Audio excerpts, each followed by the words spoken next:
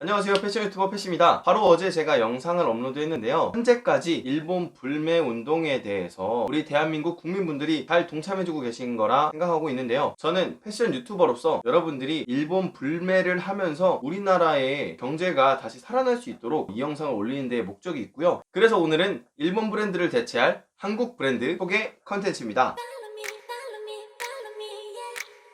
여러분들 유니클로 아시죠? 저도 불과 몇 개월 전만 해도 유니클로를 애용하던 소비자였는데요. 그러나 그 브랜드의 나라가 우리나라와 대립을 하고 있는 상황에서 그 브랜드를 소비할 수 없겠더라고요. 그래서 우리나라에는 그런 유니클로와 같은 스파 브랜드는 없을까라는 고민을 한 끝에 여러분들께 소개해드릴 브랜드는요, 바로 탑텐입니다. 탑텐이라는 브랜드는 신성통상이라는 대한민국 회사의 스파 브랜드입니다. 그래서 여러분들 유니클로에서 에어리즘 많이 사셨었죠? 하지만 탑10에도 에어리즘이 있습니다. 무더운 여름에 유니클로의 에어리즘보다 우리가 이런 시국에서 탑10의 에어리즘을 소비하는 것은 어떨까요? 그게 바로 현명한 소비가 아닐까 싶습니다. 흔히들 스파 브랜드 하면은 유니클로가 퀄리티적인 면이나 가격적인 면에서 조금 더 위에 있을 수도 있습니다.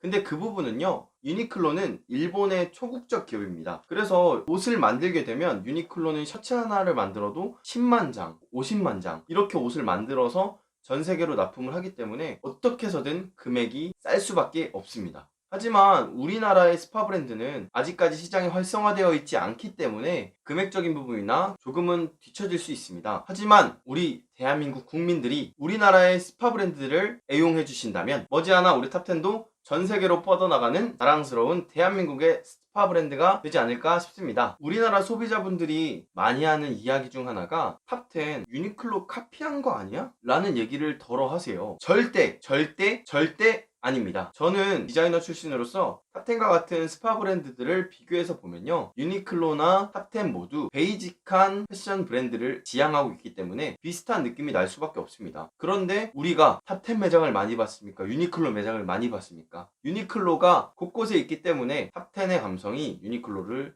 따라한 것처럼 보여질 수 있는데요. 재밌는 이야기를 하나 해볼게요. 몇 년 전에 미국에 있는 우버 택시가 중국의 법인 사업장을 냈습니다. 그런데 중국인들이 우버 택시를 이용하지 않고요, 중국 내에서 우버 택시와 흡사한 디디 추싱이라는 스타트업을 내놓습니다. 그래서 중국 사람들은 디디 추싱을 쓰기 시작하니까 우버의 매출이 감소하고 우버 택시는 어쩔 수 없이 중국 땅을 떠나게 됩니다. 이렇게 여러분들의 국민성이 매우 중요합니다.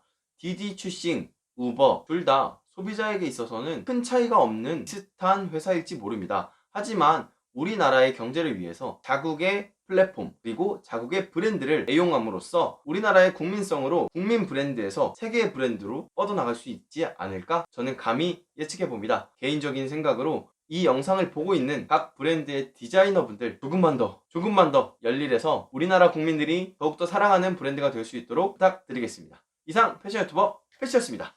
안녕.